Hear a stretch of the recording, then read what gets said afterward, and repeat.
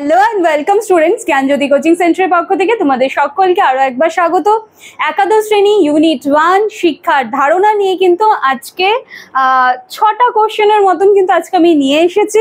টপিকটা শুরু করার আগে বা কোশ্চেন্সগুলোতে যাওয়ার আগে একটু আমি তোমাদেরকে বলে দিতে চাই, তোমরা যারা এবছরে নতুন ক্লাস 10 থেকে ক্লাস 11-এ উঠেছো এবং যাদের শিক্ষা বিজ্ঞান বিষয়টা আছে, তারা যদি সেই শিক্ষা বিজ্ঞান নিয়ে আমার কাছে পড়তে চাও বা আমাদের আরও যে সাবজেক্টসগুলো আছে সব সাবজেক্টসই আমাদের এখানে পড়ানো হয় কম বেশি, তো আমাদের আরও যারা স্যার ম্যামরা আছেন তাদের কাছে যদি তোমরা পড়তে চাও বা জ্ঞানজ্যোতি কোচিং সেন্টারের সাথে যদি সরাসরি যুক্ত হতে চাও, তাহলে তোমরা কিন্তু এই কর্নারে দেওয়া দুটি নাম্বারের মধ্যে যে কোনো একটি নাম্বারে কিন্তু কল করে আমাদের সাথে একেবারে সরাসরি যুক্ত হয়ে যেতে পারবে। এবং এছাড়া তোমাদের কোর্স ফি রিলেটেড যে সমস্ত প্রশ্নগুলো থাকবে, যে সব সাবজেক্ট নিলে কত পড়বে স্যার বা ম্যাম, বা একটা সাবজেক্ট নিয়ে যদি পড়তে চাও সেই সুবিধাও আছে আমাদের এখানে। তো সমস্তটাই কিন্তু তোমরা এই দুটি নাম্বারের মধ্যে যে কোনো একটি নাম্বারে কল করে অনায়াসে পেয়ে যাবে। আচ্ছা দেখো, আজকে শিক্ষার ধারণা এটা নিয়ে আমি শুরু করেছিলাম। কালকে একটুখানি শিক্ষার যে ধারণাটা ছিল সেটা কনসেপ্টটা আমি ক্লিয়ার করেছিলাম। আজকে যে ক্লাসটা আছে সেটা হচ্ছে প্রাচীন ভারতীয় চিন্তাবিদ এবং আধুনিক ভারতীয় চিন্তাবিদ, মানে এনাদের মতে শিক্ষার ধারণাটা কি ছিল সেটার মধ্যে থেকেই কিন্তু আজকে মাত্র 6টা কোশ্চেন কিন্তু আমি নিয়ে এসেছি। জানি ভিডিওটা খুব ছোট হবে, কিন্তু আমি একটা কথায় বিশ্বাস করি যে তোমরা অল্প শেখো ভালো শেখো। একবারে বেশি বেশি শিখতে যাবে দেখবে সব কিন্তু গুলিয়ে যাবে, সেজন্য অল্প শেখো ভালো শেখো।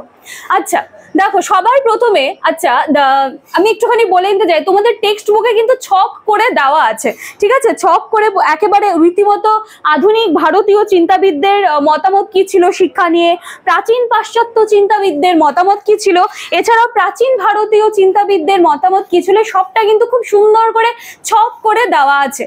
আচ্ছা, এরপরে দেখো এক্সামে কিন্তু কিভাবে আসবে, এই যে কোন চিন্তাবিদ কি ধরনের বা কি উক্তি রেখে গেছেন, এগুলো কিন্তু তোমাদের এক্সামে আসবে। তো সেগুলোকে একেবারে ধারা মুখস্থ না করে আমার মনে হয়েছে যে প্রথম দিনে শুধু তোমরা প্রাচীন ভারতীয় চিন্তাবিদদেরকে সবার আগে চেনো, তারপরে তারা কি বলেছে সেটা শেখো। প্রথম দিনে এইটুকুই শেখো, তারপর কালকে আবার চিনবো বা কালকে আবার আমরা জানবো যে আধুনিক ভারতীয় চিন্তাবিদ কারা এবং তারা শিক্ষা সম্পর্কে কি ধারণা দিয়ে গেছেন সেটা কিন্তু জানবো। তো সেই মতোই আজকে চলো প্রথমে আমরা জানবো যে প্রাচীন ভারতীয় চিন্তাবিদ কারা ছিলেন।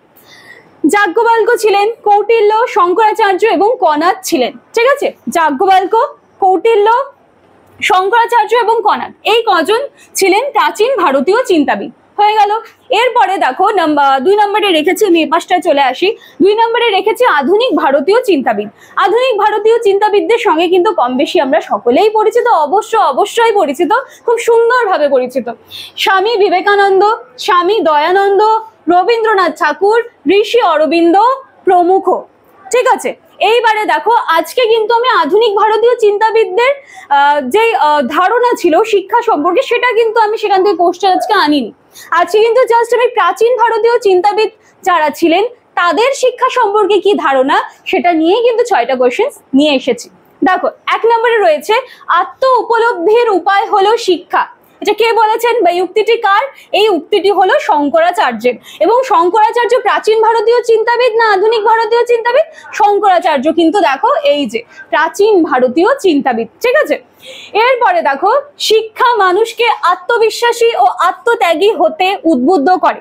এটা কার মানে মতানুসারে? এটা হচ্ছে ঋগ্বেদের মতানুসারে কিন্তু বলা হয়েছে যে শিক্ষা মানুষকে কিন্তু আত্মবিশ্বাসী, হ্যাঁ, এবং আত্মত্যাগী হতে কিন্তু সাহায্য করে। বা এরপরে দেখো নাম্বার 5 বলেছে সা বিদ্যা যা বিমুক্তয়। এইটা কার বক্তব্য বা কোথা থেকে এসেছে এই বক্তব্যটা? এই বক্তব্যটা এসেছে কিন্তু উপনিষদের এটা বক্তব্য। আর এইটা এই কোটেশনটা কিন্তু খুব ভালোভাবে তোমরা মনে রাখবে, হ্যাঁ, সা বিদ্যা যা বিমুক্তয়। এরপরে দেখো লাস্ট 1 নাম্বার 6 শিক্ষা হলো আত্মতৃপ্তির বিকাশ সাধন। আমি আশা করছি লাস্ট লাইনটা তোমরা দেখতে পাচ্ছ ওপাশ থেকে। শিক্ষা হলো আত্মতৃপ্তির বিকাশ সাধন, এটা কে বলেছেন? এটা কিন্তু কনাদের বলা, ঠিক আছে। উনি এই বক্তব্যটি বা এই উক্তিটি রেখেছেন। এবং কনাদ কোন সময়কার, প্রাচীন না আধুনিক? কনাদ দেখো এই যে প্রাচীন ভারতীয় চিন্তাবিদ। চলো, খুব সুন্দরভাবে 6টা কোশ্চেন কিন্তু আজকে কমপ্লিট করে ফেললাম। নেক্সট দিনে কিন্তু আমি আধুনিক ভারতীয় চিন্তাবিদদের নিয়ে আবার আসবো, উনাদের উক্তি নিয়ে আসবো। আজকের ভিডিওটা ভালো লাগলে লাইক, কমেন্ট, শেয়ার, সাবস্ক্রাইবের আশা রাখলাম। দেখা হচ্ছে নেক্সট দিনের ক্লাসে। Thank you.